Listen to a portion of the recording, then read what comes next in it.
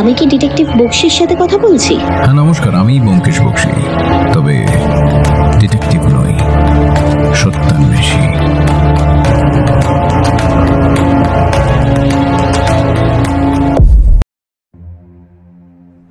আজ সকালেই আমরা দার্জিলিং এসে পৌঁছেছি।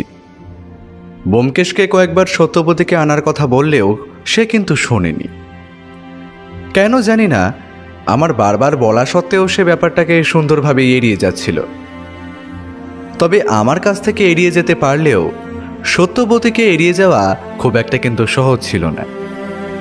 আমাদের বেরোনোর আগের রাত্রে তাদের ঘর থেকে সত্যবতীর অভিমানী গলা আর ব্যোমকেশের তাকে শান্ত করার স্বর আমি শুনতে পেয়েছি। তবে বিদায়ের বেলা সত্যবতীর চোখে প্রতিবারের মতো জল এবারেও দেখেছি। আমার মনটা কেমন কু ডাকছে। তোমরা ওখানে গিয়ে সাবধানে থাকবে কিন্তু। সত্য, কিচ্ছু হবে না, অত ভেবো না। আমি খুব তাড়াতাড়ি চলে আসবো। এবার যাই।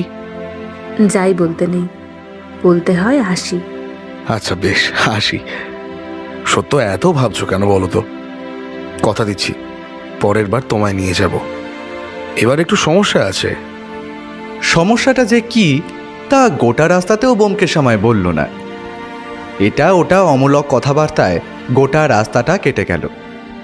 আমাদের জন্য গাড়ি স্টেশনেই রাখা ছিল।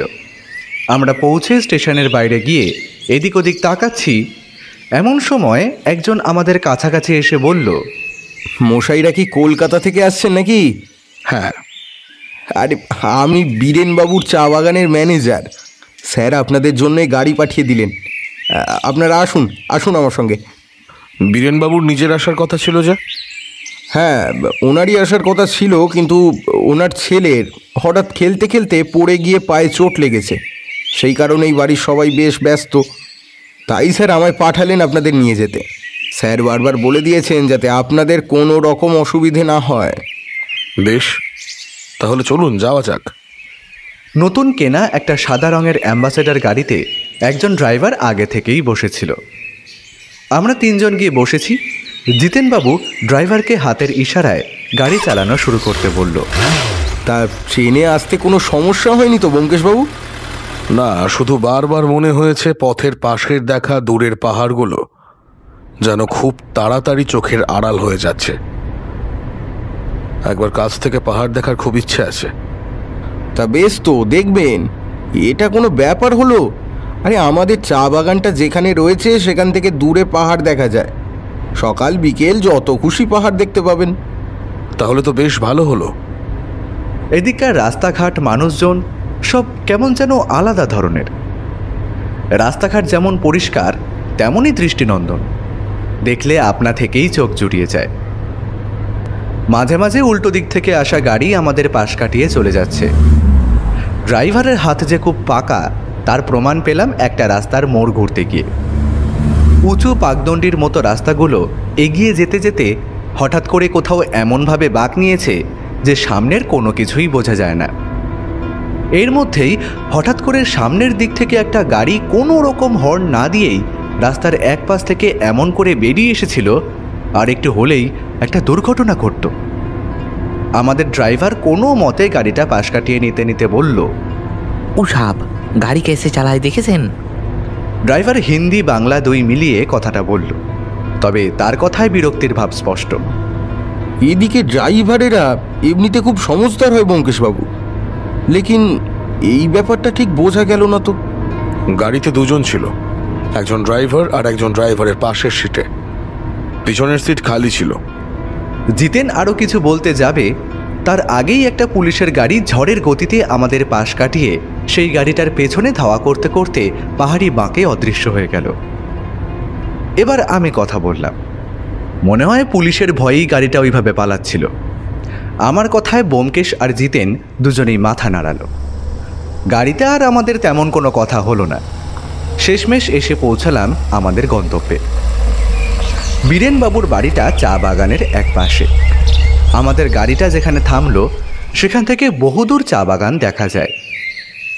আমাদের অপেক্ষাতেই বোধহয় বীরেনবাবু বাড়ির বাইরে বাগানের মতো জায়গাটায় পায়চারি করছিলেন। আমাদের দেখে বললেন, আরে আসুন আসুন, আসতে কোনো অসুবিধা হয়নি তো ব্যোমকেশবাবু? বলেই আমাদের দুজনের দিকে তাকাতে লাগলেন। বোধহয় আসলে কে ব্যোমকেশ সেটা তিনি ধরতে পারছেন না। আমি ব্যোমকেশ, আসতে কোনো অসুবিধা হয়নি। আপনার ছেলে এখন কেমন আছে? আর বলবেন না, ছেলেটা বড়ই দুষ্টু হয়েছে। গরম জল পায়ে ফেলে একাকার কাণ্ড। এখন একটু মলম লাগিয়ে আর ওষুধ দিয়ে ঘুম পাড়ানো হয়েছে। আসুন আসুন, আপনারা বাড়ির ভেতরে আসুন। জিতেন, তুমি গাড়ি রেখে বাগানে চলে যাও। জিতেন ড্রাইভারকে নিয়ে বাড়ির এক পাশে গাড়িটা রেখে বাগানের দিকে চলে গেল। আমরা বাড়ির ভেতরে ঢুকলাম। বাড়িটা একতলা, পুরোটাই কাঠ দিয়ে তৈরি। এত সুন্দর কাঠের একতলা বাড়ি আমি এর আগে কখনো দেখিনি। আমাদের জন্য একটা ঘর গোছানো ছিল, সেখানে আমাদের ব্যাগপত্র রেখে আমি বিছানায় লম্বা হলাম। ব্যোমকেশ জানালার কাছে গিয়ে দাঁড়ালো। সেখান থেকে চা বাগানটা বেশ ভালোই দেখা যায়। ব্যোমকেশ, তুমি কিন্তু এখনো পর্যন্ত আমায় কেসের ব্যাপারে কিছুই বললে না। কেসের ব্যাপারে বীরেনবাবু টেলিফোনে খুব বেশি আমায় জানাননি। যতটা জানিয়েছেন তা তোমায় কিছুটা বলেছি। কোনো একটা অতি প্রাচীন বেশ দামি অ্যান্টিক বৌদ্ধ মূর্তি এ বাড়িরই কোথাও লুকোনো রয়েছে। সেটা খুঁজে বার করাই হবে আমাদের কাজ। বুদ্ধদেবের মূর্তি কি? তা নয়, বজ্রযানের নাম শুনেছ তো? ব্যোমকেশের প্রশ্নে যেন একটু থতমত খেয়ে গেলাম। বললাম, হ্যাঁ শুনেছি, মানে ওই আর কি, ইতিহাস বইয়ে পড়েছিলাম। মহাযান, হীনযান আর বজ্রযান বৌদ্ধ ধর্মের এক একটা শাখা প্রশাখা, এর বেশি কিছু মনে নেই। ব্যোমকেশ আমার কথা শুনে মৃদু হাসল, বলল, ঠিকই বলেছ। গৌতম বুদ্ধের মৃত্যুর পর সময়ের সঙ্গে সঙ্গে বৌদ্ধ ধর্মে অনেকগুলো শাখা প্রশাখার উৎপত্তি হয়। বজ্রযান তেমনই একটা শাখা, কিন্তু এই শাখার বিশেষত্ব হলো এই শাখায় তিব্বতী তন্ত্র ও সেখানকার দেবদেবতার প্রভাব। এই বজ্রযান বৌদ্ধ সম্প্রদায়ের লোকজন ভয়ঙ্কর সমস্ত দেবদেবীর উপাসনা করত। সেই রকম কোনো একটা মূর্তির কথাই বীরেনবাবু বলেছেন। তোমায় কিছু না বলার কারণ, আমি ব্যাপারটা পুরোপুরি জানি না। কোনো ব্যাপার পুরোপুরি না জেনে সেটা নিয়ে কোনো কিছু বলা আমার অভ্যেস নয়, তা তুমি জানোই। ও আচ্ছা, এই ব্যাপার তাহলে। খুনটুন হয়নি বলছো? খুন হয়নি, তবে একটা চিঠি বীরেনবাবুর কাছে এসেছে। সেটা যদিও আমি এখনো দেখিনি। তুমি কি এই কারণেই সত্যবতীকে নিয়ে আসতে চাইলে না? যেখানে আমি জানি কেসটা আসলে কেমন, সেখানে বিপদের সম্ভাবনা অনুমান করা যায়।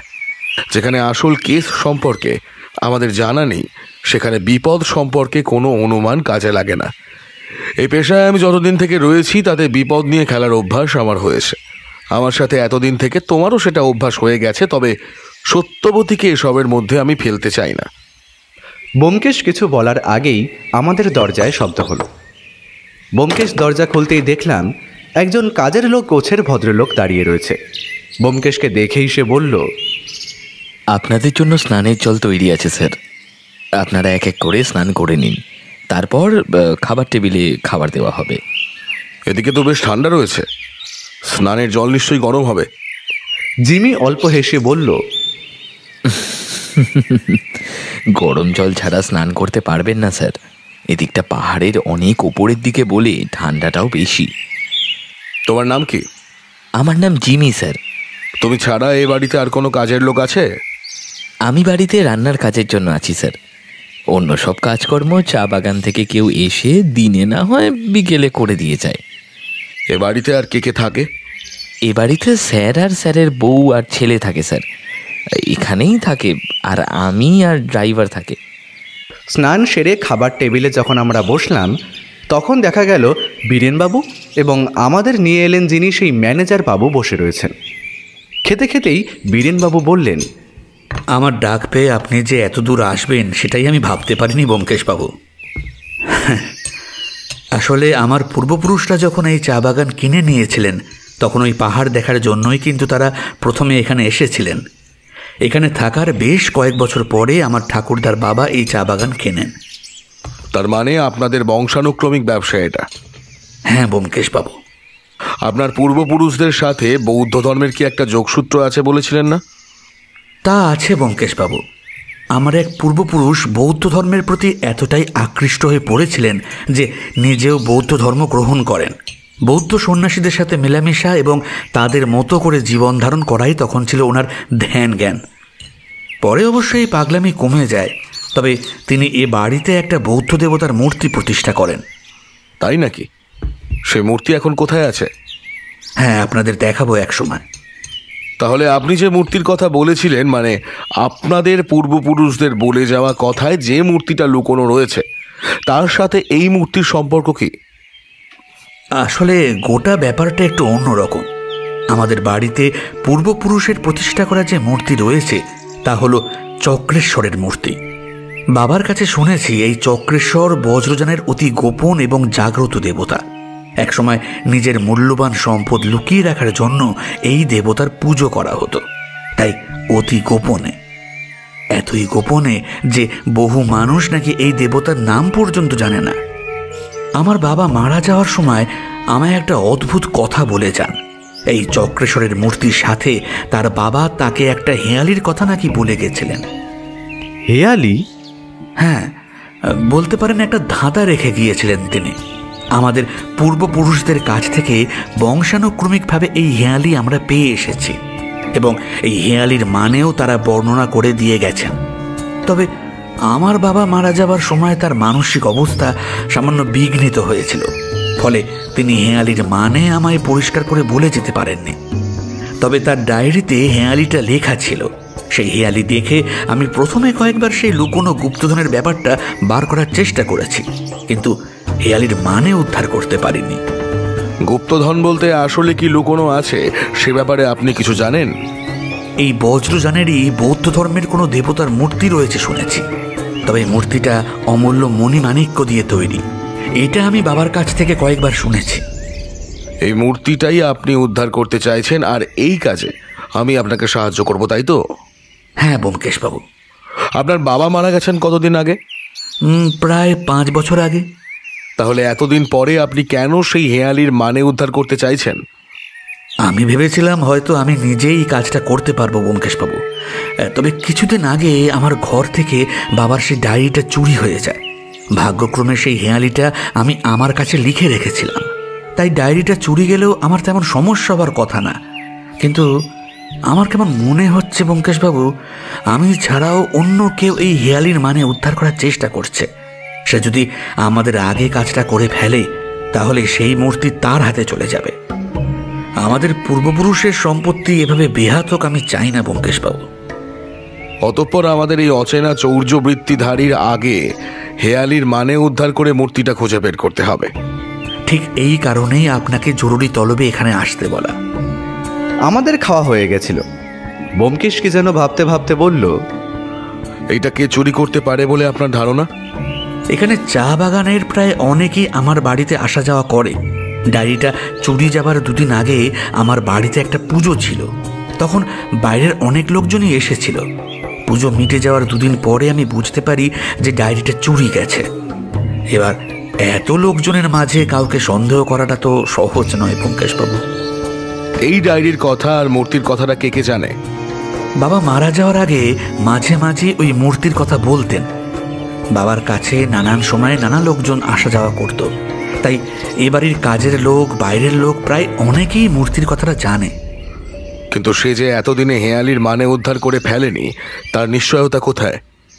আমার মন বলছে ব্যোমকেশবাবু, সে এখনো হেয়ালির মানে উদ্ধার করতে পারেনি। তাহলে আপনি একটা কাজ করুন, হেয়ালিটা একটা কাগজে লিখে আমার ঘরে পাঠিয়ে দেওয়ার ব্যবস্থা করুন, তারপর আমি দেখছি। বীরেনবাবু ম্যানেজারকে তার ঘর থেকে একটা খাতা নিয়ে আসতে বললেন। সেটা নিয়ে ব্যোমকেশ আর আমি আমাদের ঘরে চলে এলাম। খাতার হেয়ালিটা খুলে আমি বিছানার ওপর বসে সেদিকে তাকিয়ে রইলাম। ভাষাটা যে বাংলা তা বুঝতে কোনো অসুবিধে না হলেও গোটা হেয়ালিটা বারবার পড়ার চেষ্টা করেও কোনো লাভ হলো না। হেয়ালিটা অনেকটা এই রকম: বক্ষ হলো রক্ষকারা, যক্ষ হলো চক্র, ঈশান দিশান রইল নিশান, পাষাণ দৃষ্টি বক্র, অসি রাশি সিংহ দুয়ার, কুঞ্চিকা পাত্র মাত্র, মহাশূন্য রক্ষা করেন চক্রেশ্বর দিবারাত্র, যে বা জানে মানে ইহার, সপ্তরত্ন তার, মহাশূন্য পূর্ণ জ্ঞানে গুণী বোঝেন সার। হেয়ালিটা কয়েকবার দেখে মনে হলো এর কোনো মানে হতেই পারে না। ব্যোমকেশ দেখলাম তার ব্যাগ খুলে একটা ডায়েরি বার করে সেই ডায়েরিতে এটা দেখে দেখে লিখে রাখলো। তারপর আমায় বলল, অজিত, এই খাতাটা বীরেনবাবুকে ফেরত দিয়ে এসো। আমি ব্যোমকেশের কথায় খাতাটা নিয়ে বীরেনবাবুর ঘরে গেলাম। বীরেনবাবুর ছেলে বিছানার উপরে শুয়েছিল, বোধহয় ঘুমোচ্ছে।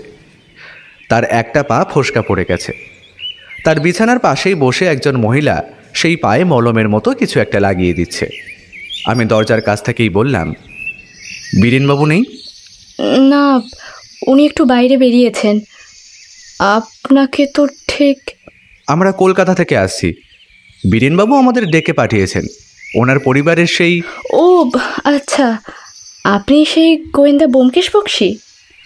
না, আমি ব্যোমকেশ নই, আমি ওর বন্ধু অজিত। আমি খাতাটা জয়িতা দেবীর পাশে বিছানার উপর রেখে বললাম, এখন কেমন আছে? জয়িতা দেবী ম্লান হাসলেন, তারপর বললেন, গরম জল পায়ের উপর পড়ে ফোসকা পড়ে গেছে। এতক্ষণ ধরে ব্যথায় কান্নাকাটি করে এইমাত্র একটু ঘুমিয়েছে। আচ্ছা, ঘুমুক তাহলে, আমি এখন আসি, বিরক্ত করব না। জয়িতা দেবী মুখে আর কিছু বললেন না। আমি ঘরের বাইরে বেরিয়ে এলাম। একটা বাচ্চা ছেলের পায়ে গরম জল পড়ে ফোসকা পড়ে যাওয়ার ব্যথা যে কতখানি তা বুঝতে পারলাম। মনটা একটু খারাপ হলো। ঘরে ফিরে এসে দেখি ব্যোমকেশ বিছানায় লম্বা হয়ে চোখের ওপর একটা হাত চাপা দিয়ে শুয়ে রয়েছে। এই কি হলো? হেয়ালির মানে খুঁজে পেলে? কাজটা এতটা সহজ হবে না। হ্যাঁ, সেটা আশাই করা যায়, কারণ তা না হলে বীরেনবাবু কিংবা সেই ডায়েরি চোর যে কেউ হেয়ালির মানেটা উদ্ধার করে ফেলতে পারত। তুমি কি এখন এটা নিয়েই পড়ে থাকবে? না, এই কাজটা পরে করা যাবে। চলো অজিত, চা বাগানের দিক থেকে একবার বেরিয়ে আসি। মাথাটা পরিষ্কার রাখা দরকার, না হলে এসব কাজ ভালোভাবে হবে না। আমি এই কথাটারই অপেক্ষা করছিলাম। দুজন মিলে বেরিয়ে পড়লাম সামনের খোলা সবুজ চা বাগানে। চা বাগানটা বেশ বড়। যতদূর দেখা যায় মনোরম পাহাড়ের গায়ে চা বাগানের সবুজ পাতার সারি। বীরেনবাবুর বাড়িটা যেখানে, তারপর থেকেই চা বাগানটা শুরু হয়েছে। একটু দূরে ডান দিকে বোধহয় এই চা বাগানের কারখানাও রয়েছে। আমরা বাড়ি থেকে বেরিয়ে চা বাগানের একপাশের ঢালু রাস্তা ধরে এগিয়ে গেলাম। চা বাগানের মাঝে মাঝে ছোট ছোট কিছু গাছ লাগানো থাকে। সেসব গাছের গায়ে নাম না জানা পাখি এই ভর দুপুরেও এসে মনের সুখে কলকাকলির আসর বসিয়েছে। একটু পরেই বিকেল নামতে শুরু করবে। পাহাড়ি অঞ্চলের বিকেল কিংবা সকাল দেখার অভিজ্ঞতা কিন্তু অন্যরকম। ঠান্ডার জন্য ব্যোমকেশ আর আমার দুজনের গায়ে গরম পোশাক, তার উপর আমরা একটা করে শাল জড়িয়েও নিয়েছি। চা বাগানে মেয়ের দল পিঠে ঝুড়ি বেঁধে চা পাতা তুলতে তুলতে তাদের ভাষায় গুনগুন করে গান গাইছে। আমাদের দেখে দুই একজন অবাক হয়ে তাকিয়েও রইল। হাঁটতে হাঁটতেই ব্যোমকেশকে বললাম, ব্যোমকেশ, কেসটা কেমন বলে মনে হচ্ছে তোমার? হেয়ালির মানেটা উদ্ধার করতে পারলে কেসটা সহজ হয়ে যাবে অজিত, কিন্তু এই ডায়েরিটা চুরি যাওয়ার জন্য একটা সমস্যা রয়েছে। যদি আমাদের আগে চোর হেয়ালির অর্থ উদ্ধার করতে পারে, তাহলে বীরেনবাবুর ওই মূর্তি বেহাত হয়ে যাবার প্রবল সম্ভাবনা রয়েছে। ডায়েরিটা চুরি কে করতে পারে বলে তোমার মনে হয়? ডায়েরিতে আসল কি ছিল সেটা জানা গেলে ডায়েরিটা চুরির কারণ বোঝা যাবে অজিত। সবকিছুর পেছনে একটা মোটিভ থাকে, সেটা খুঁজে বের করলে বাকিটা সহজ হয়ে যায়। তবে এখন আমাদের সেটা নিয়ে মাথা না ঘামালেও চলবে। এখন আমাদের প্রথম কাজ হেয়ালির মানে উদ্ধার করা। বীরেনবাবুর বাড়িতে কিন্তু চা বাগানের লোক কিংবা অন্যান্য কাজের লোকে যাতায়াতের অবাধ সুযোগ রয়েছে, তাই চোরটা কিন্তু যে কেউ হতে পারে। ব্যোমকেশ আরও কিছু বলতে যাওয়ার আগেই সামনের দিক থেকে ম্যানেজার বাবু কার সাথে কথা বলতে বলতে আমাদের দিকেই এগিয়ে এলেন। আমাদের দেখতে পেয়ে সেই পাশের লোকটিকে কাগজপত্রে কিছু বুঝিয়ে দিয়ে তাকে কারখানার দিকে পাঠিয়ে দিলেন। দুপুরের সময়টা কিন্তু বেড়ানোর জন্য ঠিক নয় ব্যোমকেশ বাবু। এই সময়টা রোদের যা তেজ, তা একেবারে বিকেল করে বেরোতে পারতেন। ঠান্ডার দেশে এসেছি বলে যে সব সময় ঠান্ডাই চাইবো তার তো কোনো কথা নেই, তাই না? মাঝে মাঝে রোদটাও কিন্তু ভালোই লাগে। ওটা কি আপনাদের কারখানা? হ্যাঁ, চা বাগান থেকে তোলা চায়ের পাতা শুকিয়ে গুঁড়ো করে চা বানিয়ে একদম বাক্সবন্দি করা পর্যন্ত সব কাজ এখানে হয়। তারপর সেটা বাইরে চলে যায়। গোটা কাজকর্ম কি আপনি দেখেন? বিভিন্ন কাজের জন্য বিভিন্ন কর্মচারী রয়েছে, তাদের দেখাশোনা করার জন্য আলাদা আলাদা লোক আছে। তবে গোটা ব্যাপারটা আমাকেই দেখতে হয়। আচ্ছা, বীরেনবাবু কারখানায় কখন যান? সকালে যান, আবার দুপুরের দিকে ফিরে আসেন। তা আজ আপনারা আসবেন বলে সকালে বাড়িতেই ছিলেন, দুপুরে কারখানায় গেছেন। তাহলে আপনি তো এখানে অনেক বছর ধরেই আছেন। হ্যাঁ ব্যোমকেশবাবু, তা বছর 15 তো হবেই। আচ্ছা বেশ, এই যে হেঁয়ালির কথা আর ডায়েরিটার কথা, তাহলে তো তা আপনি জানতেন তো? হ্যাঁ, তা তো জানতাম অবশ্যই। আর বাড়িতে লোকজন এলে বীরেনবাবু তাদের এই গুপ্তধনের কথা বলতেন সগর্বে, তবে সবাইকে হেঁয়ালির কথা বলতে শুনিনি কখনো। আচ্ছা, আপনার কি কাউকে সন্দেহ হয় যে এই চুরিটা করতে পারে? দেখুন ব্যোমকেশবাবু, এই ব্যাপারটা আমি ঠিক কিছু বলতে পারবো না। সেই ডায়েরিটা আমি নিজেও দেখেছি, আর হেঁয়ালির কথাটা আমি বীরেনবাবুর কাছে শুনেছি। তবে কারোর যদি চুরি করার প্রয়োজন হয় তাহলে তো তার শুধু হেঁয়ালিটাই প্রয়োজন হবে। ডায়েরি নিয়ে সে করবেটা কি? আপনার কি মনে হয় তাহলে? আমার মনে হয় ডায়েরিটা হয়তো কোনোভাবে হারিয়ে গেছে, হ্যাঁ, না হয় বীরেনবাবু নিজেই সেটা কোথাও লুকিয়ে রেখে আপনাদের ডেকে পাঠিয়েছেন। এইবার হঠাৎই কথায় বাধা পড়ল। একজন ম্যানেজার বাবুকে চা বাগানের দিক থেকে ডাকতে লাগলেন। ম্যানেজার বাবু বললেন, আপনারা এদিকটা ঘুরে দেখুন, আমার একটু কাজ রয়েছে, পরে দেখা হচ্ছে তাহলে। আরেকটা কথা, আপনি বরং হেঁয়ালিটা উদ্ধার করার চেষ্টা করুন, তাহলেই সেই গুপ্তধন কিংবা মূর্তি যাই থাকুক না কেন দেখবেন ঠিক পাওয়া যাবে। আমি চলি, আবার দেখা হবে। চলে যেতে ব্যোমকেশ নিজের মনেই বলল, কেসটা খুব একটা সহজ নয় অজিত। আমার মনে হয় আমরা ছাড়াও এই মুহূর্তে অন্য কেউ হেঁয়ালিটা উদ্ধার করার চেষ্টা করছে। হ্যাঁ, আমাকে তার আগে হেঁয়ালিটা উদ্ধার করতেই হবে। এরপর আমরা চা বাগানের অনেকটা জায়গা ঘুরে বেড়ালাম। দূরে পাহাড় মাথা তুলে দাঁড়িয়েছে, সেদিকে বেশ কিছুক্ষণ তাকিয়ে রইল ব্যোমকেশ। আমারও মনটা বেশ হালকা হয়ে এলো। এর আগে পাহাড় সেভাবে দেখা হয়ে ওঠেনি, আজই হলো। সমতল ভূমি উঁচু হতে হতে রুক্ষ পাথরের পাহাড়ের জন্ম দিয়ে যেন পৃথিবীকে হঠাৎ করে একটা উঁচু স্তম্ভ উপহার দিয়েছে। বেশ বিকেল করেই আমরা নিজেদের ঘরে ফিরলাম। ততক্ষণে বীরেনবাবুকেও কারখানার দিক থেকে জিপ গাড়িতে করে বাড়ির দিকে আসতে দেখা গেল। এখন কেমন আছো? ভালো। গরম জল নিয়ে এভাবে খেলতে নেই। বীরেনবাবুর ছেলে বিভু ব্যোমকেশের দিকে তাকিয়ে রইল, তারপর মায়ের কোলে মুখ গুজল। আমরা বসে আছি বীরেনবাবুর ঘরে।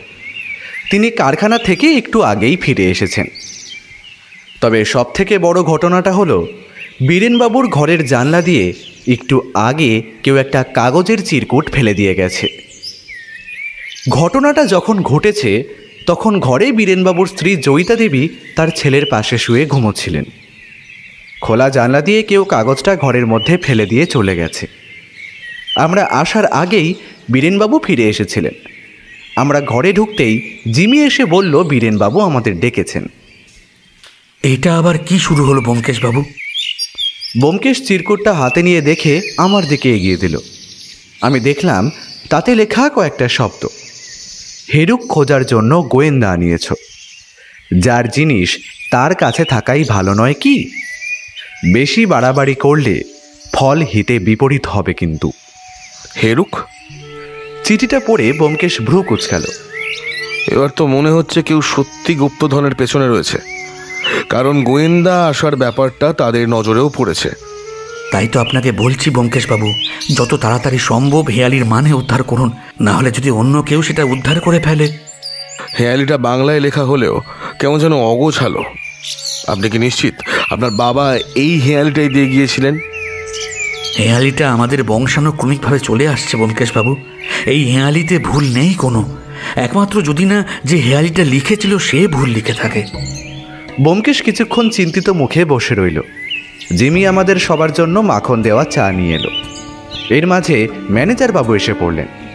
দেখুন ম্যানেজার বাবু, হুমকির চিঠিও এসে পড়েছে আমি আসতে না আসতেই। ম্যানেজার বাবু চিন্তিত মুখে চিঠিটা দেখলেন। চিঠিটা কে পাঠিয়েছে তা বোঝা বেশ মুশকিল ব্যোমকেশবাবু।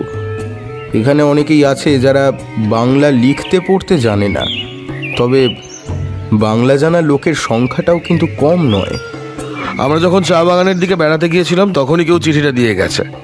তার মানে সে সবসময় বাড়ির উপর নজর রাখছিল। কিন্তু এরকম একটা চিঠি পাঠিয়ে লাভ কি ব্যোমকেশবাবু?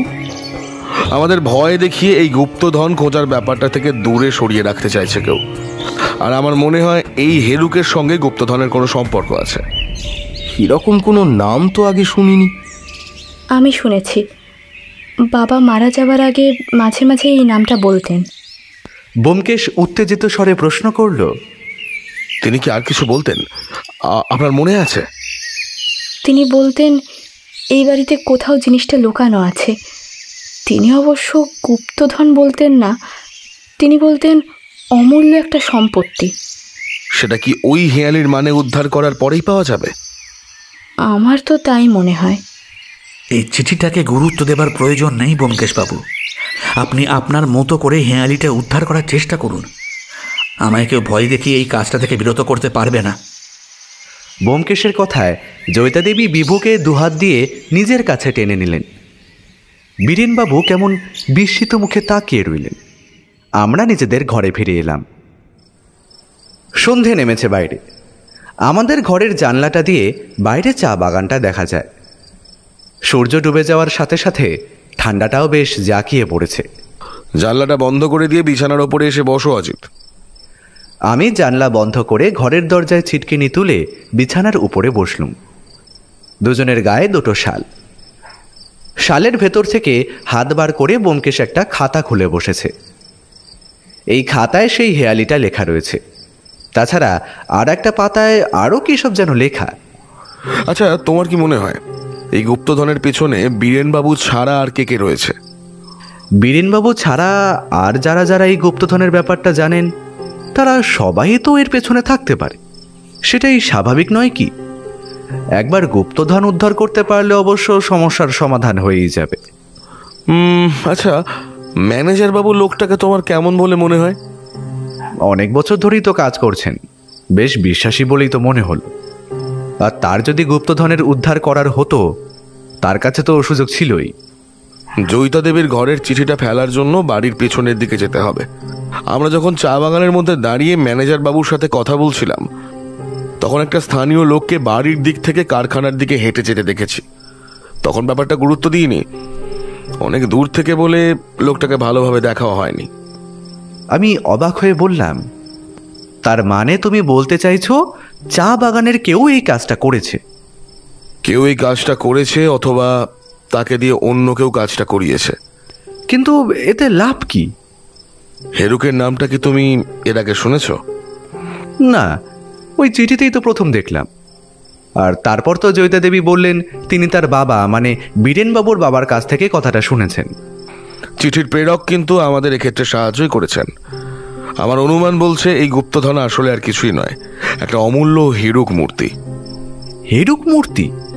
হ্যাঁ, কাল তোমায় বৌদ্ধ ধর্মের বজ্রযান শাখার কথা বলেছিলাম, মনে পড়ছে?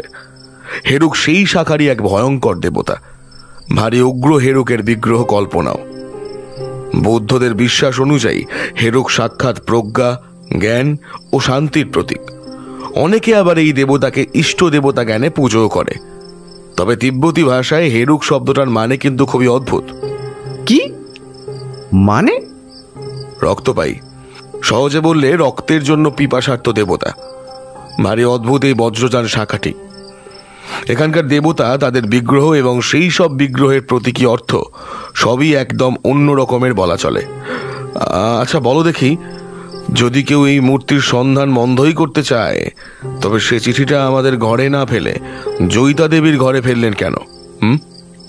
আরে তাই তো, এই ব্যাপারটা তো আমার মাথায় আসেনি।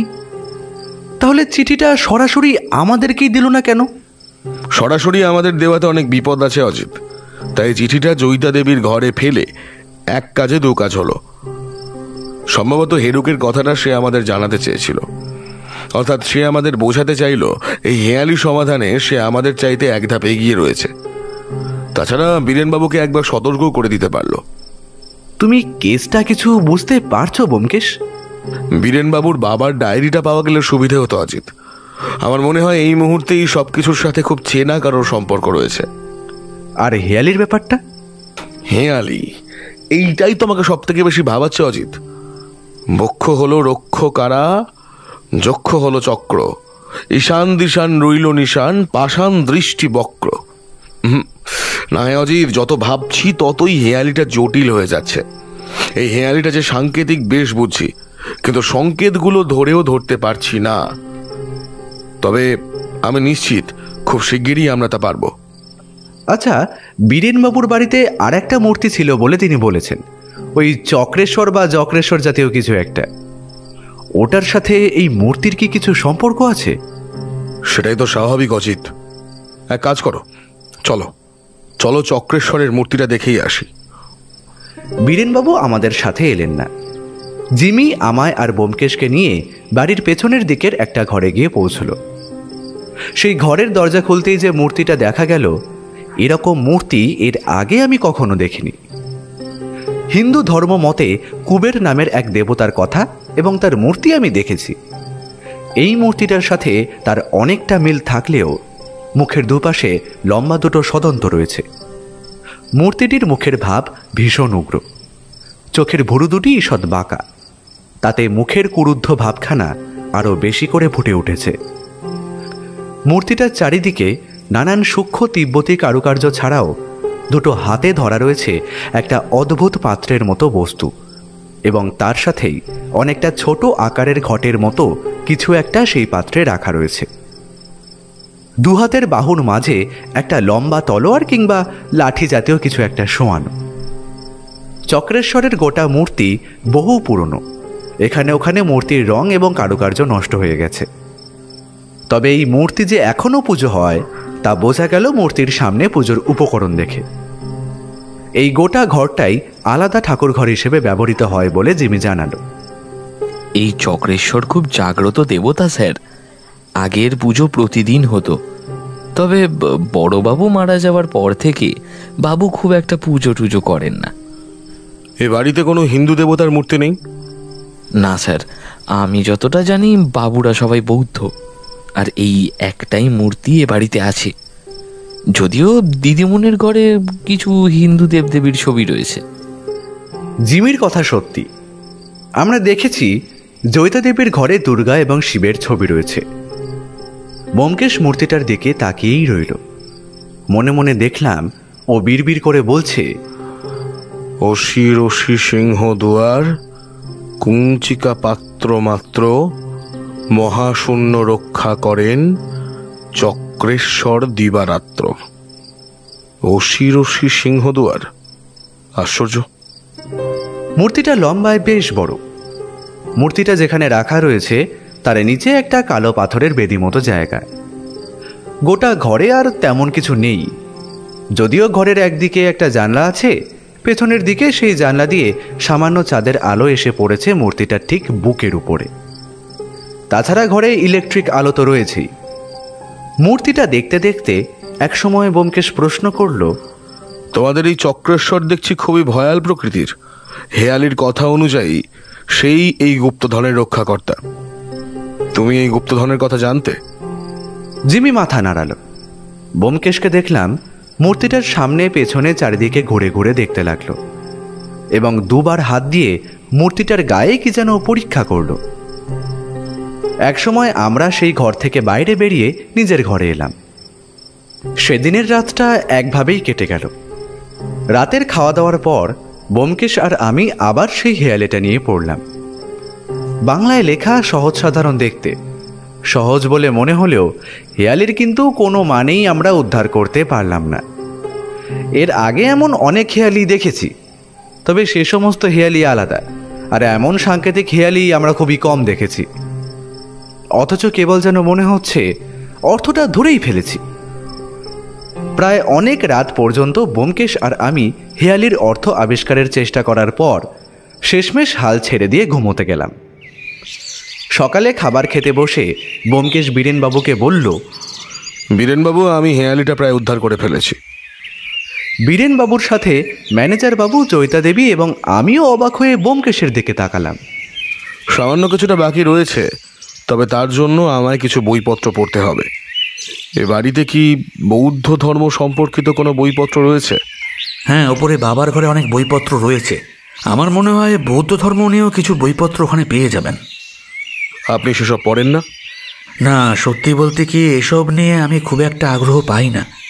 নেহাত বাবার ডায়েরিটা চুরি হয়ে যাবার পরে গুপ্তধনের ব্যাপারটা ভাবতে শুরু করেছিলাম।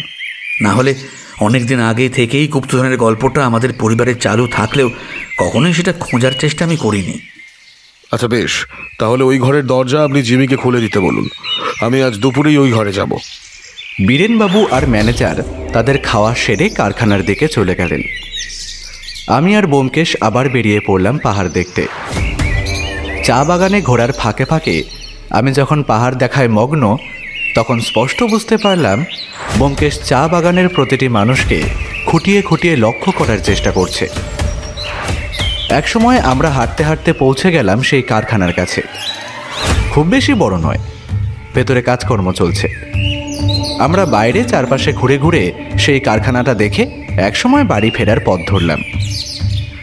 আমার মনে একটাই প্রশ্ন বারবার ঘুরে ফিরে আসতে লাগলো, ব্যোমকেশ হেয়ালির অর্থ কখন বার করলো? একসময় থাকতে না পেরে ব্যোমকেশকে প্রশ্নটা করেই বসলাম। আরে ওটা তো সাবধান অজিত বলেই আমায় একটা ধাক্কা মেরে রাস্তার একপাশে ফেলে দিয়ে নিজেও অন্যদিকে লাফিয়ে পড়ল। আর সাথে সাথেই একটা ছোট্ট কি যেন আমাদের উল্টো দিকে গাছটার গায়ে গিয়ে বিঁধল।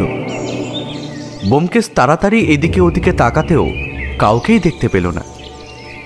আমরা গাছটার দিকে এগিয়ে গিয়ে দেখলাম একটা ছোট্ট তীরের মতো ধারালো বস্তু গাছটার গায়ে বেঁধে রয়েছে। ব্যোমকেশ সাবধানে সেটা গাছের গা থেকে খুলে নিয়ে দেখতে দেখতে বলল, বিষ মাখানো তীর অজিত। দেখো দেখো, ছোট্ট তীরের মাথাটা কেমন নীলচে হয়ে আছে। খুব সম্ভবত স্থানীয় কোনো ফুলের বিষ। সর্বনাশ! তাহলে আমাদের ওপর কেউ আক্রমণ করতে চাইছে? করবে নাই বা কেন? আমরা যে হেয়ালির মানে উদ্ধার করে খুব শীঘ্রই গুপ্তধন বার করে ফেলতে পারি, এই ভয়টা যে দেখানো হয়ে গেছে। মানে? আর একটু অপেক্ষা করতে হবে অজিত। ব্যোমকেশের মুখের শিরায় একটা হাসির ভাব ফুটে উঠল। ব্যোমকেশ যখন কোনো ব্যাপারে তার অনুমান প্রায় নিশ্চিত বলে ধরে ফেলতে পারে, তখন তার মুখে এই হাসিটা আমি দেখতে পাই। কিন্তু ব্যোমকেশ নিজেই বলেছে সে হেয়ালির অর্থ উদ্ধার করতে এখনো পারেনি। তাহলে তার কোন অনুমান এতটা নিশ্চিত হয়ে উঠল? গোটা দুপুরটা আমি নিজের ঘরেই রইলাম। ব্যোমকেশ বীরেনবাবুর বাবার সেই লাইব্রেরি ঘরে বৌদ্ধ ধর্মের বইপত্র নিয়ে পড়াশোনা করতে লাগলো। অনেক পরে সে আমার ঘরে এসে বলল, অজিত, বৌদ্ধ ধর্ম নিয়ে একা আমি যে বীরেনবাবুর বাবার বইপত্র ঘেটেছি তা নয়, আমার আগেও আরও কেউ ঘেটেছে। তবে তিনি বীরেনবাবুর বাবাও হতে পারেন, অথবা আমাদের সেই অদৃশ্য প্রতিদ্বন্দ্বী যে চাইছে না আমি তার আগে হেয়ালির অর্থ উদ্ধার করে ফেলি। কিন্তু হেয়ালির মানে কি তুমি উদ্ধার করতে পেরেছ? হেয়ালির মানে উদ্ধার করার পরেও খুব সহজে তুমি সেই মূর্তি খুঁজে পাবে না, কারণ সেই মূর্তির রক্ষা করছে স্বয়ং বৌদ্ধ দেবতা চক্রেশ্বর। তার মানে তুমি নিজে হেয়ালির অর্থটা উদ্ধার করতে পেরেছ, অথচ আমায় বলনি, তাই তো? অজিত, এখন এসবের সময় নেই। এখন আমাদের তাড়াতাড়ি সেই মূর্তিটা খুঁজে বার করতে হবে। আমার মনে হয় এই হেয়ালির অর্থ উদ্ধার আমাদের প্রতিদ্বন্দ্বীও করে ফেলেছে। তাই আমায় সরিয়ে দেওয়ার জন্য আজ এই বিষ মাখানো তীরের নিমন্ত্রণ সে রেখেছিল। তুমিও না ব্যোমকেশ, সত্যি আর একটু হলেই কি যে হতো, আর তুমি এসব নিয়ে মজা করছো। আচ্ছা বেশ, মজা করছি না, চলো। তবে তার আগে একটা কাজ করতে হবে। কি কাজ? আমরা বাড়িতে ফিরে আসতেই প্রথমেই দেখা হলো জিমির সাথে। সে জানালো ম্যানেজার বাবু এবং বীরেনবাবু এখনও বাড়িতে ফিরে আসেনি। ব্যোমকেশ জিমির দিকে শক্তভাবে তাকিয়ে থেকে বলল, জিমি, তুমি কি চাও তোমার বাবু এই গুপ্তধন উদ্ধার করতে পারুক? জিমি ব্যোমকেশের গলার স্বর এবং মুখের ভাব দেখে কেমন যেন হতচকিতভাবে তাকিয়ে রইল। তারপর বলল, হ্যাঁ স্যার, আমরা মন থেকে সচ্চা কথা বলি স্যার। আমাদের কথার দাম আছে স্যার। আমরা জান দিয়ে দেব, কিন্তু প্রভুর সাথে নেমখারামি করব না। নেমখারামি তোমায় করতে হবে না, শুধু একটা ঘর খুলে দিতে হবে, আর সেই ঘরের বাইরে দাঁড়িয়ে তোমায় পাহারা দিতে হবে যাতে অন্য কেউ না আসে। কিন্তু স্যার, বাবুকে না জানিয়ে? বাবুকে জানাতে গেলে অনেক দেরি হয়ে যাবে জিমি, আর পুরোটাই তোমার বাবুর ভালোর জন্যই। জিমি কিছুক্ষণ ভাবল, তারপর ব্যোমকেশের দিকে তাকিয়ে বলল, কোন ঘরটা স্যার? বীরেনবাবু ফিরে আসার আগেই আমাদের কাজটা হয়ে গেল, কিন্তু আমি বুঝতে পারলাম না এর প্রয়োজন কি ছিল। ব্যোমকেশ শুধু একবার আমায় বলল, যা হচ্ছে চুপচাপ দেখে যাও অজিত। এর কারণ এখন জিজ্ঞাসা করো না, এখন বললে তুমি বুঝবে না, সময় মতো সব বলবো। আমরা অপেক্ষা করতে লাগলাম বীরেনবাবু ফিরে আসার জন্য। তারপর আমরা শুরু করব সেই গুপ্তধন অর্থাৎ হেরুকের মূর্তি উদ্ধারের কাজ। এখন কেমন আছো বিভু? ভালো। তোমরা দাদা ঠাকুরের সেই কবিতাটার মানে বুঝতে পেরেছ? মা বলল তোমরা নাকি ওটা খুঁজছো। আমি জানি তুমি কবিতাটা জানো, তাই না? বিভু হাসলো, তারপর বলল, ওটা তো কবিতা নয়, ওটা সংকেত, চক্রেশ্বরের সংকেত। দাদা ঠাকুর বলতো। ওটাতে কি লেখা আছে তা আমি জানি না, তবে দাদা ঠাকুর বলেছিল একটা খুব দামি জিনিস লুকোনো আছে, যেটা ওই সংকেতের মানে বুঝলে পাওয়া যাবে। তবে সেই দামি জিনিসটাকে নাকি নিজের বুক দিয়ে রক্ষা করছে চক্রেশ্বর। এসব তুমি কাউকে বলনি তো? না না, বলিনি। ব্যোমকেশ বিভুর সাথে কথা বলছে এমন সময় জয়িতা দেবী এসে ঘরে ঢুকলেন। ও আপনারা? আপনাদের বাড়ির গুপ্তধন রহস্য উদ্ধার হয়ে গেছে জয়িতা দেবী। এখন শুধু গুপ্তধন উদ্ধার করলে আমাদের কাজ শেষ। সে কি, আপনারা হেয়ালির মানে উদ্ধার করে ফেলেছেন? ব্যোমকেশ মাথা নাড়ালো। সবাই ফিরলে আমাদের একটা খবর দেবেন, তারপর না হয় সেই গুপ্তধন উদ্ধার করতে যাওয়া যাবে। জয়িতা দেবী, আচ্ছা আসি এখন।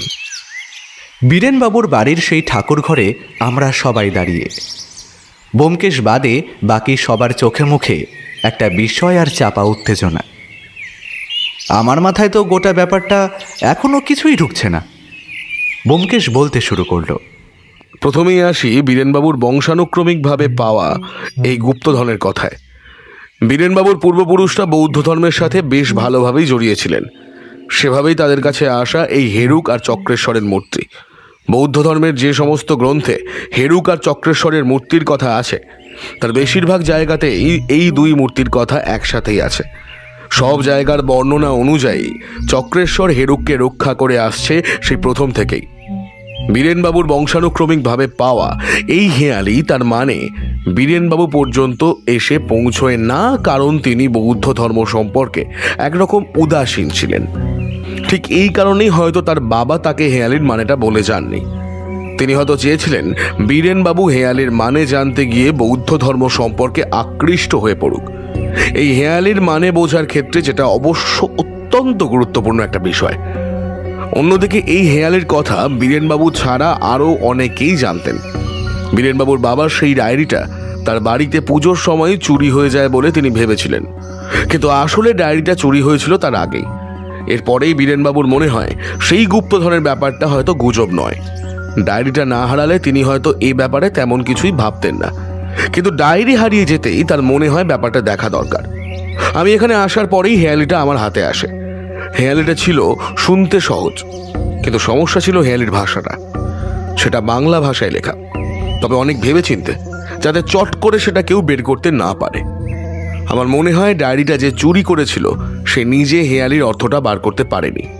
আমি এখানে আসার পরে সে ভয় পেয়ে যায় যদি তার আগে আমি এই অর্থ বের করে গুপ্তধন অর্থাৎ সেই হেরুকের মূর্তিটা বার করে ফেলি, তাহলে তো তার সমস্ত পরিকল্পনা ভেস্তে যাবে, তাই না? তাই সে খুব বুদ্ধি করে একটা চিরকুটে বীরেনবাবুকে সাবধান করার কথা বলে আমায় জানিয়ে দিয়ে যায় যে গুপ্তধন আসলে হেরুকের মূর্তি। প্রথমে আমি ভেবেছিলাম যে সে হয়তো আমায় জানাতে চাইছে, কিন্তু আসলে তা নয়। সে জানতো না যে ব্যাপারটা আমি তখনও বুঝতে পারিনি। আমার মনে হয় ওই ডায়েরিটা পড়ার পরেই সে সমস্ত ব্যাপারটা জেনেছিল। হেরুকের মূর্তিটা আসলে আছে এই ঠাকুর ঘরেই। বীরেনবাবুর বাবা তার ছেলে বিভুর কাছে মাঝে মাঝেই ওই মূর্তির কথা খেলার ছলে বলতেন। বিভু সেই কথাটা মনে রেখেছিল এবং সেই আমায় এই হেয়ালির আসল সুতোটা ধরিয়ে দিয়েছিল, যেখান থেকে আমি গোটা হেয়ালির মানেটাই উদ্ধার করতে পেরেছি। হেয়ালি উদ্ধার করার কথা যেদিন আমি সবার সামনে জানালাম, সেদিনই চা বাগানে ঘুরতে গিয়ে আমার ওপর প্রথম আক্রমণটা হয়। অর্থাৎ আমার প্রতিদ্বন্দ্বী ভয় পেয়ে গিয়েছিল যে আমি হেরুকের মূর্তিটা তার আগে উদ্ধার করে ফেলবো, তাই সে আমার উপর আক্রমণটা চালায়। ঠিক এখানেই আমি আমার একটা পরিকল্পনা কাজে লাগিয়েছিলাম। আসলে সেদিন যখন আমি বলেছিলাম আমি হেয়ালির মানে উদ্ধার করে ফেলেছি, আমি আসলে মানেটা উদ্ধার করতে পারিনি। আমি বুঝতে চেয়েছিলাম আমি হেয়ালির মানে উদ্ধার করে ফেললে কার কার সমস্যা হতে পারে। তবে সেদিন চা বাগানে ঘুরতে গিয়ে আমাকে লক্ষ্য করে যে বিষ মেশানো ছোট তীরটা ছোড়া হয়েছিল, তা কে ছুঁড়েছিল আমি বুঝতে পারিনি। তবে সেটা যে কারখানার দিক থেকে ছোড়া হয়েছিল তা আমি নিশ্চিত। সে কি, আপনার উপর আক্রমণ হয়েছিল? এটা তো আমাদের জানার নেই। ব্যাপারটা আপনাদের জানিয়ে আপনাদের বিব্রত করতে চাইনি, তবে এটা তেমন কোনো ব্যাপার নয়। আপনি বললেন সেই হেরুকের মূর্তিটা এই ঘরেই আছে, কিন্তু কোথায়? মূর্তিটা এতদিন ধরে যখন রয়েছে, আর একটু থাকুক না চৈতা দেবী, আমি আগে অন্য ব্যাপারটা শেষ করিনি কেমন? তা বীরেনবাবুর বাবার ঘরে যে বৌদ্ধ ধর্মের বইপত্রগুলো ছিল সেগুলো আমি দেখতে চেয়েছিলাম। তার কারণ হলো আমার আগে সেগুলো কেউ দেখেছে কিনা তার নিশ্চিত করা। বইপত্রগুলো দেখতে গিয়ে আমার মনে হয় আমার আগে এই বইপত্রগুলো অন্য কেউ দেখেছে, কারণ হেরুক আর চক্রের স্বরের কথা যেখানে যেখানে লেখা ছিল সেই জায়গাগুলোতে পেন্সিল দিয়ে মার্ক করা হয়েছে। হতেই পারে ব্যাপারটা বীরেনবাবুর বাবা নিজে করে গেছেন, কিন্তু তবুও আমার অনুমান বলেছিল সেটা তিনি নন। হেরুকের মূর্তি উদ্ধার যে আমি ঠিক করে ফেলতাম তা আমি জানি, তবে আমার মতো আর একজন কে এই মূর্তির পেছনে ছিল সেটা জানা খুব বেশি প্রয়োজনীয় ছিল। তাই আমি বীরেনবাবু এবং ম্যানেজারবাবু ঘরে না থাকার সময় তাদের ঘরগুলো একটু খুঁজে দেখেছিলাম। এ ব্যাপারটা আমায় না জানিয়ে করতে হয়েছে, তার কারণ আমি সন্দেহের বাইরে কাউকে রাখতে পারছিলাম না। সে কি ব্যোমকেশবাবু, আপনি আমাকেও সন্দেহ করেছিলেন? অবশ্যই, আপনি নিজে বৌদ্ধ ধর্ম সম্পর্কে উদাসীন। আপনি নিজেই বলেন পুজো আচ্ছা আপনার কাজ নয়, তারপরেও আপনি এই মূর্তির প্রতি হঠাৎ করেই এত আকৃষ্ট হয়ে পড়লেন, যা আপনার বাবা মারা যাওয়ার পরেও এত মাসে করেননি। এরকম কিছু ব্যাপারের জন্যই আমার সবাইকে সন্দেহ করতে হয়েছিল, তাই ওই কাজটা করেছিলাম। তবে ওটা করতে গিয়ে আমি এমন একটা কিছু সন্ধান পেলাম যা এই কেসটার মোড় ঘুরিয়ে দিল। বীরেনবাবুর বাবার সেই ডায়েরিটা। আমি সবাইকে লক্ষ্য করছিলাম। এই কথায় হঠাৎ করেই মনে হলো ম্যানেজার বাবুর মুখটা কিছুক্ষণের জন্য কেমন যেন ফ্যাকাশে হয়ে আবার স্বাভাবিক হয়ে গেল। এবার আসি হেয়ালির কথায়। আরো ভালো করে বললে চক্রেশ্বরের সংকেত। যিনি এর রচয়িতা তাকে কুর্নিশ জানাতেই হয়। এমন সাংকেতিক একটা হেয়ালি বানানোর জন্য খুব যত্ন করে অতি সূক্ষ্মভাবে এই হেয়ালিতে তিনি হেরুক মূর্তির অবস্থান বলে গিয়েছেন। হেয়ালির প্রথম স্তবকটা মনে করুন। বক্ষ হলো রক্ষকারা, চক্ষু হলো চক্র, ঈশান দিশান রইল নিশান, পাষাণ দৃষ্টি বক্র। যক্ষ হলো চক্র, মানে চক্রেশ্বর স্বয়ং যক্ষের মতন এই মূর্তি রক্ষা করছেন। বক্ষ হলো রক্ষকারা, অর্থাৎ তার বুক এই মূর্তির রক্ষাকারী কারাগারের মতন। ঈশান দিশান রইল নিশান, এই উপাসনা কক্ষের ঈশান দিকে নিশানা হিসেবে একটা জানলা রয়েছে। এটা এমনভাবেই বানানো যে রাতে এই জানলা থেকে আসা চাঁদের আলো ঠিক এই মূর্তির বুকের ওপর পড়ে। পাষাণ দৃষ্টি বক্র, আপনারাই দেখুন চক্রেশ্বর কেমন বাঁকা দৃষ্টিতে তাকিয়ে আছেন। এরপরে আছে অসি রশি সিংহ দোয়ার, কুঞ্চিকা পাত্র মাত্র। অসি মানে তলোয়ার, অর্থাৎ চক্রেশ্বরের হাতে ধরা তলোয়ার এই কারাগারের সিংহ দোয়ার। কুঞ্চিকা পাত্র মাত্র, কুঞ্চিকা মানে চাবি, চক্রেশ্বরের হাতে ধরা ওই পাত্রই এই কারাগারের দরজার চাবি। মহাশূন্য রক্ষা করেন চক্রেশ্বর দিবারাত্র। বজ্রযান বৌদ্ধ ধর্মে হেরুক মহাশূন্যের প্রতীক, তাই তাকে নিজের বুকের ভেতর দিন রাত পাহারা দিচ্ছেন চক্রেশ্বর। বীরেনবাবু আপনি এগিয়ে যান, চক্রেশ্বরের মূর্তির বুকের কাছে যেখানে পাত্রটা ধরা আছে সেখানেই হাত রাখুন, দেখুন কিছু পান কিনা। বীরেনবাবু একবার জয়িতা দেবী আর একবার আমাদের দিকে তাকিয়ে নিয়ে ধীরে ধীরে এগিয়ে গেলেন। ব্যাপারটা আমি দাঁড়িয়ে দাঁড়িয়ে শুনছি, কিন্তু তবুও কি একটা বিষয় আমার খটকা এখনও মনের মধ্যে রয়েছে। বীরেনবাবু এগিয়ে গিয়ে চক্রেশ্বরের বুকে সেই পাত্রের উপর হাত রাখলেন। এবার ভালো করে অনুভব করে দেখুন কোথাও চাপ দেবার মতন কোনো জায়গা রয়েছে কিনা। বীরেনবাবু সেই পাত্রের ডান দিক থেকে বাদিক পর্যন্ত হাত দিয়ে চাপ দিতে দিতে যেতে লাগলেন, আর আমরা রুদ্ধশ্বাসে অপেক্ষা করছি কিছু একটা হওয়ার জন্য। আমার স্পষ্ট মনে হলো আমি একটা খট করে শব্দ শুনলাম, আর তার সাথে সাথেই চক্রেশ্বরের বুকে দুপাশের জায়গাটা সামান্য ফাঁক হয়ে বেরিয়ে এলো একটা ছোট্ট চৌকোনা বাক্স। বীরেনবাবু সেটা হাত দিয়ে বের করতে যাবেন, এমন সময় আমাদের পিছনের দিক থেকে একটা শক্ত গলা ভেসে এলো। ওটা ওখানেই রেখে দিন স্যার। আমরা ঘুরে দাঁড়িয়ে দেখলাম জিতেনের হাতে খোলা পিস্তল। সেটা জয়িতা দেবীর মাথায় তাক করে রেখে দিয়েছে। তুমি শেষমেশ জিতেন? তুমি? হ্যাঁ, আমি।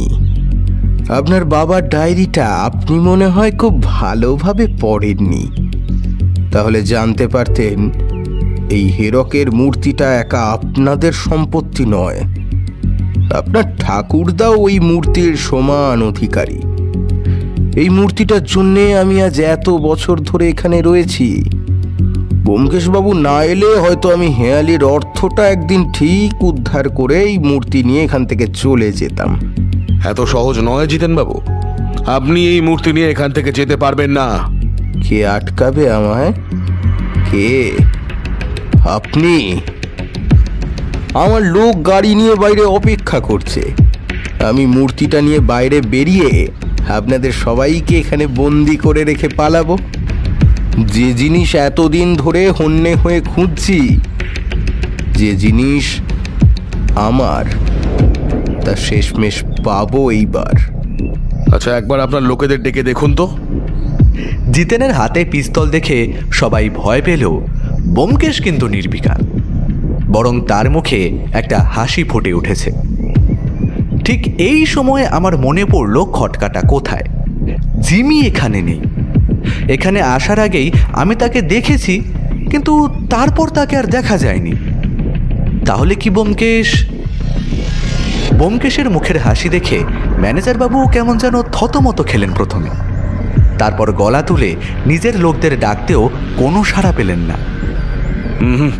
কোনো লাভ নেই জিতেনবাবু, কোনো লাভ নেই।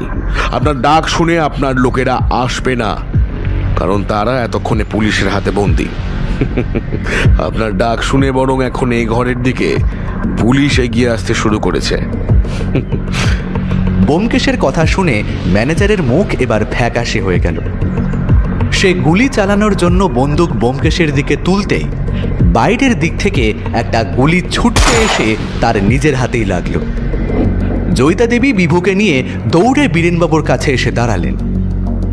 কিছু বুঝে ওঠার আগেই ঘরের ভেতরে এসে ঢুকলো একজন পুলিশ ইন্সপেক্টর, দুজন কনস্টেবল আর জিমি। জিমি দৌড়ে এসে বীরেনবাবুকে বলল, বাবু আপনি ঠিক আছেন তো? হ্যাঁ, আমি আমি আমি ঠিক আছি। তুই ঠিক সময়ে পুলিশ না নিয়ে এলে যা কিছু একটা হয়ে যেতে পারতো রে। আমি কিছুই করিনি বাবু, ওই ব্যোমকেশ স্যার আমায় বলেছিলেন পুলিশ নিয়ে এসে বাড়ির বাইরে অপেক্ষা করতে, আর বাড়ির বাইরে যারা থাকবে তাদের আটকে রাখবে। আর ম্যানেজার বাবুর গলা শুনে আমাদের ভেতরে আসতে ব্যোমকেশ বাবুই বলে দিয়েছিলেন। পুলিশের হাতে ধরা পড়ে ম্যানেজার বাবু ছটফট করতে লাগলেন। ও মূর্তির উপর আমার অধিকার, ও মূর্তি আমি ছাড়বো না। আমি আবার আসবো আমি। ওনাকে নিয়ে যান আপনারা। বীরেনবাবু এ বিষয়ে লিখিতভাবে আপনাদের কাছে কমপ্লেন করবেন কাল।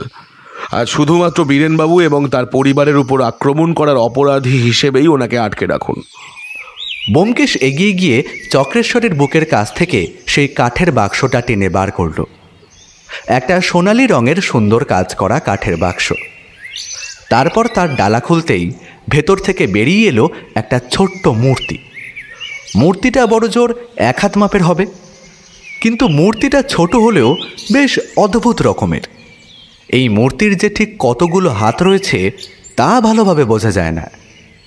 মূর্তির 2 পায়ের নিচে ঘোড়া এবং মানুষের মতো কতগুলি অবয়ব। তাছাড়া মূর্তির মাথা এবং মাথার দুপাশে সিংহের মতো মাথার আকৃতির অবয়ব বেরিয়ে রয়েছে। আর সবথেকে আশ্চর্যের বিষয় হলো মূর্তিটার সামনের দিকে কোনো এক নারী মূর্তিটাকে জড়িয়ে ধরে রয়েছে। এরকম অদ্ভুত আর আশ্চর্যজনক মূর্তি আমি এর আগে কখনো দেখিনি। ব্যোমকেশ মূর্তিটা বীরেনবাবুর হাতে তুলে দিয়ে বলল, যেবা জানে মানে ইহার সপ্তরত্ন তার, মহাশূন্য পূর্ণ জ্ঞানে গুণী বোঝেন সার। এই মূর্তি যে সে মূর্তি নয় বীরেনবাবু, অতি দুর্মূল্য 7খানা রত্ন দিয়ে এই মূর্তি নির্মিত। আর এই যে হেরুক, ইনি হলেন শূন্যের প্রতীক। আর যাকে ইনি জড়িয়ে আছেন সেই দেবী জ্ঞানের প্রতীক। তাই মহাশূন্য পূর্ণ জ্ঞানে গুণী বোঝেন সার।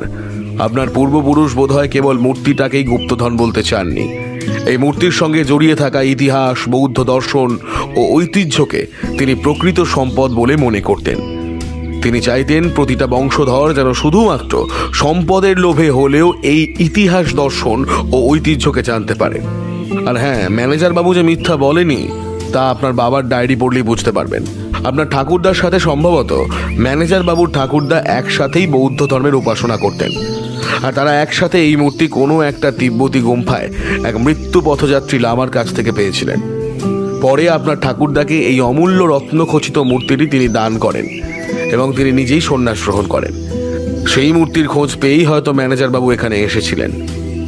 ম্যানেজার বাবুর ঘর খোঁজার সময় তার ঘর থেকেই ওই গাড়িটা আমি পেয়েছি।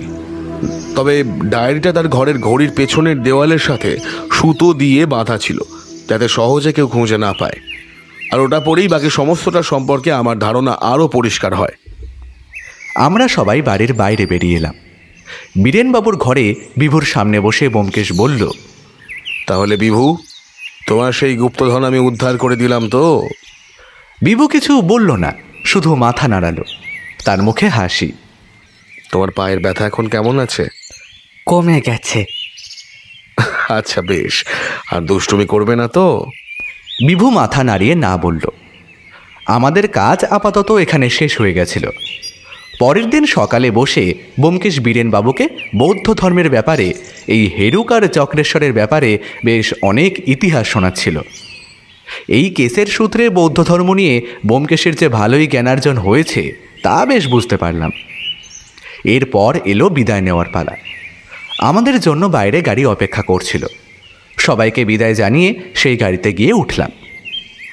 গাড়ি ছাড়তেই দেখলাম বাড়ির বাইরে থেকে বীরেনবাবু, জিমি, জয়িতা দেবী এবং বিভু আমাদের উদ্দেশ্যে হাত নাড়াতে থাকে যতক্ষণ আমাদের দেখা যায়। আচ্ছা ব্যোমকেশ, ওই চিরকুটটা আর ওই বিষ মাখানো তীরটা কে ছড়েছিল বলে তোমার মনে হয়? দুটো কাজ একজনের নয়।